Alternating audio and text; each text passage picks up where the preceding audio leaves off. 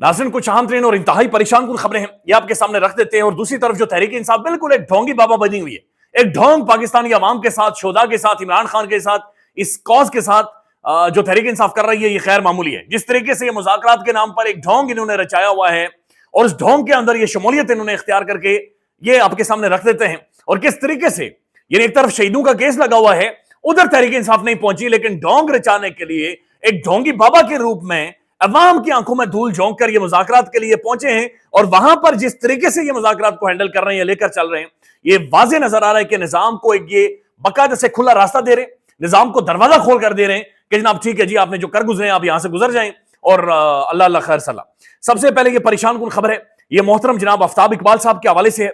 आफ्ताब इकबाल इस मुल्क के दानिश्वर है, एक ऐसा अहसासा है कि जिनका शुक्रिया इस कौम को अदा करना चाहिए। आफ्ताब इकबाल को देखकर नस्लें पाकिस्तान के जवान हुई हैं। पाकिस्तान की टेलीविजन का एक बहुत बड़ा नाम, ग्लोबली एक इंटरनेशनली एक बहुत बड़ा नाम, पाकिस्तान के सीनियर जर्नलिस्ट, उनके बारे में खबरें आ रही है कि जनाब उन्हें वो गायब हो गए और उनके बारे में कोई इतलात नहीं है।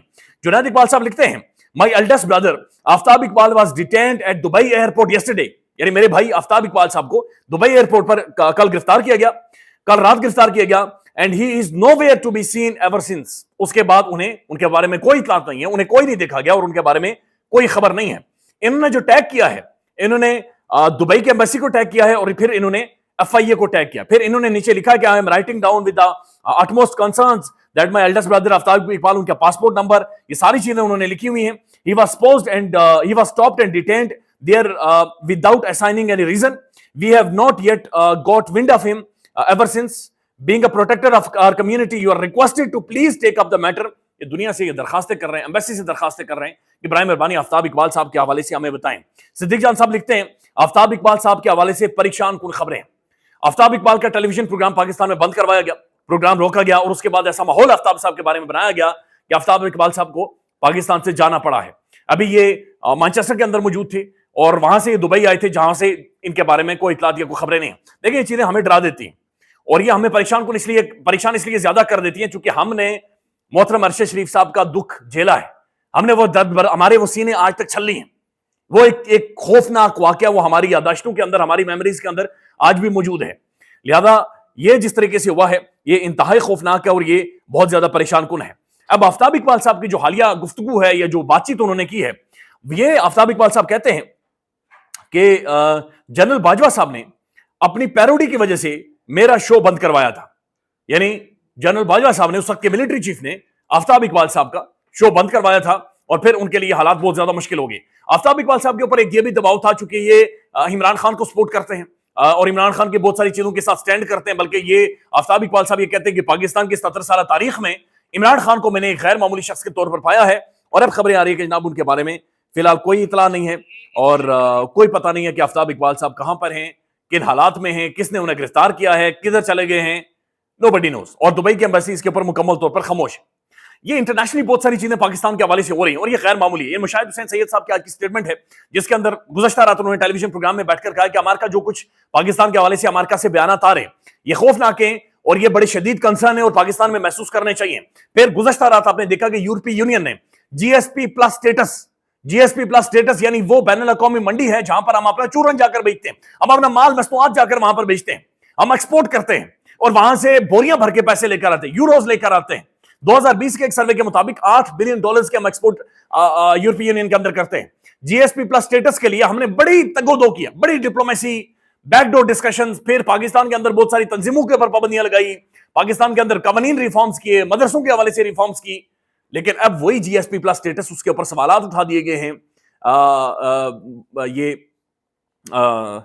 जानिब से, यूरोपीय यूनियन की जानिब से, कि जो आपने मिलिट्री कोर्स के अंदर जो ट्रायल किया है, जिस तरीके से सिविलियंस का ट्रायल हुआ है, ये बुनियादी हुकूक की पासदारी नहीं कर रहा और इसके ऊपर रद्द-ए-अमल आया। अब एक तरफ तो जनाब सिविलियंस का जिस तरीके से मिलिट्री कोर्ट में ट्रायल हुआ है, इसकी सौलतकारी पाकिस्तान की अदालतों ने की है, पाकिस्तान की सुप्रीम कोर्ट ने की है, पाकिस्तान की आला अदालतें इसकी सौलतकारी करती नहीं। यानी आप अंदाजा लगा लें, इन्हीं अदालतों के बारे में मतियुल्लाह जान साहब ये कह रहे हैं कि जो सुप्रीम कोर्ट का कोर्ट नंबर 1 है, उसे अस्तबल बना दें, वहां पर घोड़े लाएं और घोड़ों को लाकर वहां पर बांध दें। चूंकि जो चीफ जस्टिस साहब है, उनके बारे में कहा जा रहा है कि ना वो घोड़ों पर बैठने के शौकीन हैं, तो वो घोड़े चलाते हैं, घोड़े सवारी करते हैं, तो घोड़ा होना चाहिए और घोड़े पर बैठ जाते हो। 2 से 4, बल्कि मैं चाह रहा हूं कि मैं आपको सुनाऊं या बराए मेहरबानी सुन लें। बड़ा रिलैक्स्ड है, वो तो पूरे पाकिस्तान की सैरें कर रहे हैं, सिविल जजों से मिल रहे हैं, क्योंकि उन्होंने सिविल जजों से वोट लेके फिर आइंदा चीफ जस्टिस बनना होगा। अब मालूम नहीं है कि सुप्रीम कोर्ट के चीफ जस्टिस साहब तो सुने आजकल बड़ा रिलैक्स्ड है, वो तो पूरे पाकिस्तान की सैरें कर रहे हैं, सिविल जजों से मिल रहे हैं, क्योंकि उन्होंने सिविल जजों से वोट लेके फिर आइंदा चीफ जस्टिस बनना होगा। अब मालूम नहीं है कि सुप्रीम कोर्ट के चीफ जस्टिस का क्या काम है कि वो पाकिस्तान के कोनों खुदरों में जाए। ये तो सारा एक पोलिटिकल स्टंट है, जैसे कोई पॉलिटिशियन नहीं करता गरीब लोगों से आम लोगों में घुल मिल गया, तो यहाँ पे चीफ जस्टिस जो है सिविल जजों में घुल मिल गए। तो क्या प्रेस रिलीजें आ रही है, तस्वीरें छप रही है, और वो सुने बड़ी घुड़सवारी कर रहे हैं आजकल। अपना जो घोड़ा है उसकी सवारी तो कर नहीं पा रहे वो जो अदलिया है। तो बहुत अच्छी घोड़े रखी हुई हैं यायूब साहब ने, और बकायदा वो टाइम 2 से 4 बजे तक उनका टाइम होता है वो राइडिंग का। अच्छा, पोलो के बताया जा रहा है कि कैप्टन भी रहे हैं पोलो टीम के। तो वो खैर वो उनका अपनी जाती लाइफ है, वो करें जो मर्जी घोड़ा सवारी करें हर वक्त, लेकिन मसला ये आ रहा है कि अपने इंस्टीट्यूशन को भी देखें। खुदा रहा आप ऐसे नहीं कर सकते कि प्रिजनर रिफॉर्म अगर यानी चीफ जस्टिस के बारे में हसनात मलिक साहब बता रहे हैं कि जनाब वो घुड़सवारी करते हैं, वो घोड़ों पर चढ़ रहे हैं और वो सिर्फ घोड़े चलाने का शौक रखते हैं, और शाम को रिलैक्स होने के लिए वो अपने घोड़े निकालते हैं और घोड़ों पर बैठकर टक टक टक टक करते हुए चीफ जस्टिस साहब निकल जाते हैं। जहां पर पाकिस्तान में निजाम इंसाफ टक टक करता हुआ निकल चला है, उधर चीफ जस्टिस साहब घोड़े के ऊपर चल घोड़े चल मेरे घोड़े टिक टिक टिक वो चल पड़ते हैं, और घोड़ा भी चल पड़ा है और चीफ जस्टिस साहब भी घोड़े पर चढ़ पड़े। ये बड़ी बदकिस्मती है इस मुल्क की। यानी आज ही आप अंदाजा लगाने, इमरान खान साहब का जो अलकादर ट्रस्ट वाला मामला है उसके ऊपर फैसला आना था, लेकिन जज साहब को खुद नहीं पता था कि उन्होंने फैसला कब सुनाना है। जज साहब से पहले साफियों ने बता दिया था कि आज फैसला नहीं आएगा, जनवरी में आएगा।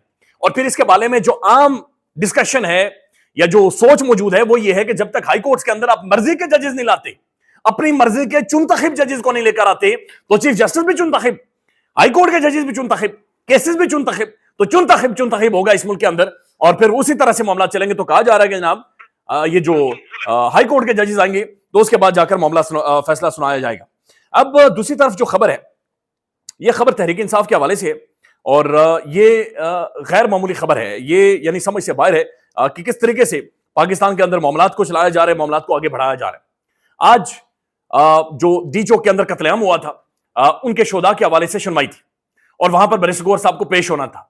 उन्होंने दरखास्त दी कि शहबाज शरीफ साहब, मोहसिन नकवी साहब, आईजी इस्लामाबाद, और फिर नामालूम कल्प्रिट्स, अननोन कल्प्रिट्स के बारे में। लेकिन आज बैरिस्टर गौहर साहब वहां पर नहीं थे, बैरिस्टर गौहर साहब वहां पर नहीं गए, वहां पर पहुंचे ही नहीं। तो यह बड़ा गैर मामूली है कि तहरीक इंसाफ डी चौक वाले मामले में हुकूमत को रास्ता दे रही है, निजाम को रास्ता दे रही है। ये जो कातिल था जिसने गोलियां मारी हैं, जिसने लोगों को शोधा नौजवानों को भूना है, ये बाकायदा से उसे कवर प्रोवाइड किया जा रहा है। यानी इससे ज्यादा इंपॉर्टेंट बैरिस्टर गौहर साहब का कौन सा मामला था? कौन सा मामला था बैरिस्टर गौहर साहब का? जिस दिन गड्ढापुर साहब यहां से खिसके इस्लामाबाद से, उस दिन बैरिस्टर गौहर साहब केपी के हाउस तो चले गए, लेकिन डी चौक में नहीं है।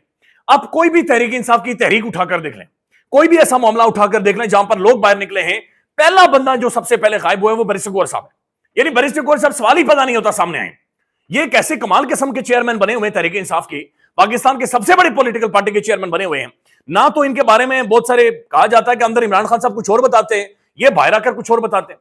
फिर यह भी कहा गया कि इन्होंने पहले खुद ही शुरली छोड़ दी कि 12 लोग शहीद हुए। यानी आपके 200-250 बंदा, आप ये खुद कह रहे हैं कि ना अभी तक उनके बारे में इतलात नहीं है, खबरें नहीं है, लेकिन बैरिस्टर गौहर साहब ने कह दिया ना 12 बंदे हमारे शहीद हुए। अभी खबरें आ रही कल एक और बंदा शहीद हो गया। तो अब ये बैरिस्टर गौहर साहब जनाब ये उधर नहीं गए इस्लामाबाद, जो जज मामला लगा हुआ इसका, सिद्दीक जान साहब इसके ऊपर लिखते हैं। और दूसरी तरफ जो मुज़ाकरात कर रहे हैं, मुज़ाकरात के अंदर जिस तरीके की तहरीर सामने आई है, और मुज़ाकरात के अंदर यह कहा गया है कि तहरीक इंसाफ अब दोबारा से रिटर्न में अपने मुतालबात सामने रखेगी। यानी मुतालबात वो हैं जो मुझे और आपको और हर पाकिस्तानी को पता है। मुतालबात वो हैं जो इमरान खान चीख कर, इमरान खान के सोशल मीडिया अकाउंट से हर घंटे बाद वो लिखा जा रहा है। लेकिन तहरीक इंसाफ की क़यादत अब लिख कर मुज़ाकरात हुक्मरान इत्तेहाद के सामने रखेगी। इरफान सिद्दीकी साहब बैठे हुए हैं, राना सनाउल्लाह साहब तो बाकायदा नामजद से मॉडल टाउन में। इरफान सिद्दीकी साहब वो तो आपको पता है तकरीरें लिखते हैं, और तकरीरें लिखकर मामलात को, मियां नवाज शरीफ साहब की तकरीरें लिखते हैं, तो जनाब उन्हें बिठाया गया। फिर पीपल्स पार्टी के कुछ लोग हैं, तो ये गैर मामूली है। सिद्दीक जान साहब ने ट्वीट किया था। सिद्दीक जान साहब लिखते हैं, हुकूमत को मुज़ाकरात की ड्रामा कमेटी का ऐलान करने के बाद पहली कामयाबी हासिल हो गई है। पीटीआई के एमएनएज, ये अब ये ट्वीट कल का है, और ये कल सिद्दीक जान साहब ने ट्वीट किया था।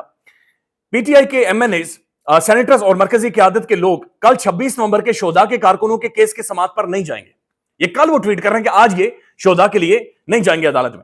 वकला के अलावा सिर्फ 3-4 लोग अलामती तौर पर जाएंगे। पीटीआई की क़यादत यह समझती है कि हुकूमत से मुज़ाकरात के दौरान हमें 26 नवंबर के शोधा कारकुनों के केस को ज्यादा हाइप नहीं देनी चाहिए। पिछली समाअत पर भी सिर्फ अलामा राजा नासिर अब्बास साहब पहुंचे थे, वेल डन पीटीआई की आदत, वेल डन। यानी ये कह रही है कि जनाब शोधा जो कत्लेआम डी चौक में हुआ है उस पर किसी तरह से पर्दा डाला जाए। ये कल सिद्दीक जान साहब ट्वीट कर रहे हैं, आज फिर सिद्दीक जान साहब ट्वीट कर रहे हैं, लिखते हैं पीटीआई की क़यादत अब वो बंदा ढूंढ रही है जिसने मुझे ये खबर दी। सोशल मीडिया पर खबर आने के बाद एमएनएज और सेनेटर्स परेशान हैं कि कल अब तमाम नजरें अदालत पर होंगी कि कौन कौन आया और कौन कौन नहीं आया, क्योंकि इस वक्त पीटीआई के लिए इमरान खान की रिहाई और 26 नवंबर के केस से ज्यादा अहम कोई चीज नहीं। देखते हैं कि कौन कौन, ये भी अगेन कल का ट्वीट है उनका, ये कहना था कि जनाब उनके ट्वीट के बाद शायद ये थोड़ी सी हिम्मत करके, थोड़ी सी गैरत, थोड़ी सी शर्म, थोड़ा सा लिहाज उन शोधा का करके चले जाएंगे, लेकिन वाह वही आज फिर क़यादत वहां पर नहीं गई, आज फिर लोग वहां पर मौजूद नहीं गए थे। आज खुद बैरिस्टर गोहर साहब आज वहां पर नहीं थे, गोहर साहब खुद वहां पर मौजूद नहीं थे और ये वहां पर नहीं गए। दूसरी तरफ अंदाजा लगा लें फस्तायत चल रही है, ये जनाब एहतशाम अली अब्बासी साहब ने ट्वीट किया, लिखते हैं मुझे अभी इतला मिली है कि अनीस सफ्ती के भाई और कजन को अगवा किए गए थे, उनसे अदालत में जबरदस्ती बयान लिखवाया जा रहा है कि उनका इस केस से कोई ताल्लुक नहीं है, केस से मुताल्लिका जज साहब गायब हो गए हैं, अब ड्यूटी जज शब्बीर की अदालत में बयान रिकॉर्ड करवाया जा रहा है। तो जो अनीस सफ्ती था उसके भाई को जो उठाया गया था, वो कजन को उठाया गया था, उनसे जबरदस्ती बयान लिए जा रहे हैं। पाकिस्तान के अंदर साफियों पर एक मैसिव क्रैकडाउन है, जो डी चौक के अंदर गोलियां मारी गई थी वो लोग अभी तक शहीद हो रहे हैं। तहरीक इंसाफ की क़यादत जनाब ये बिल्कुल मनमोजी बनी हुई है। इरफान सिद्दीकी साहब ने कोई ऐलान कर दिया है और ऐलान करके उन्होंने कहा जनाब हमारे ये मुज़ाकरात हुए, इनकी जानिब से ये लोग मौजूद थे, इनकी जानिब से ये लोग मौजूद थे।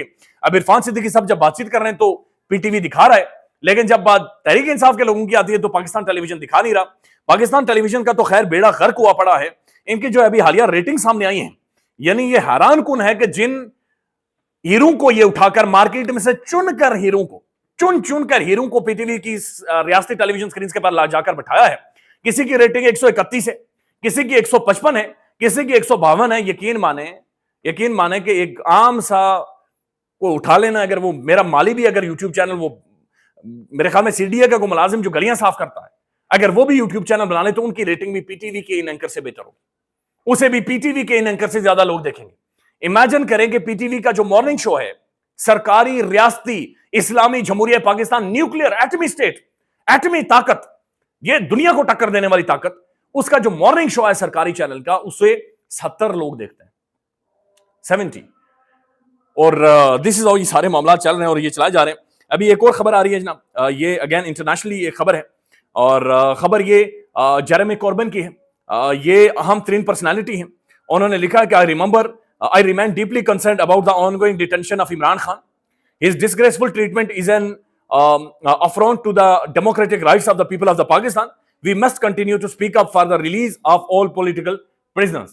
ये इंटरनेशनली ये अगेन रिएक्शन आई है, अभी की ब्रेकिंग न्यूज है, बिल्कुल अभी ये इनके हवाले से स्टेटमेंट रिपोर्ट हुई है। साथ साथ जो अमेरिकन कांग्रेस है वहां पर भी इसके ऊपर एक बातचीत होने वाली है, वहां पर भी डिबेट डिस्कशन और जो डी चौक वाला कत्लेआम था उसके ऊपर होगी। ख्याल रखिएगा, मजीद अपडेट करेंगे। अल्लाह हाफिज।